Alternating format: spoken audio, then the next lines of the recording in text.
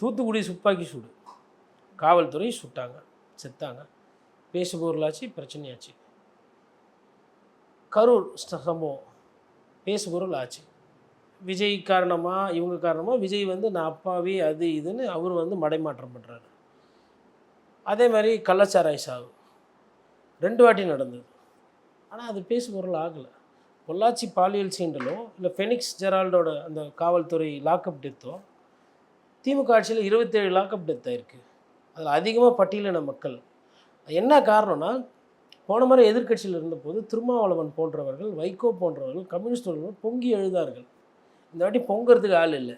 அவங்களே அதே ஆமாம். இப்போ நீங்கள் உதாரணம் தமிழ் மாநில காங்கிரஸ் எடுத்துக்கோங்க. அவர் என்ன பேசுவார்? பாரத பிரதமர் மோடி அவர்கள் பணத்தை அதிகமாக ஒதுக்கீடு செய்துவிட்டு தமிழகத்தை முன்மாதிரியான ஒரு மாநிலமாக ஆக்கி வளர்ச்சி பாதையில் கொண்டு செல்வார் என்பது. ஆகவே இந்த துரோக திமுகவை மக்கள் அப்போ இப்படி பேசிட்டு 5 நிமிஷம் பேசிட்டு கிளம்பிடார். இவர் ஒரு கட்சி கூட்டணியில் இருக்கார். யார்? தமிழ் மாநில காங்கிரஸ். எதனா ஒரு போராட்டம், எதனா ஒரு ஆர்ப்பாட்டம் எதனா பண்ணி நீங்கள் பார்த்தீங்களா பத்திரிகையாளரை? இவர் யார் கூட்டம் இருக்கிறாரு? பாஜக அதிமுக கூட்டணி இருக்கார். இவரும் இப்போ சீட்டு கேட்பார்.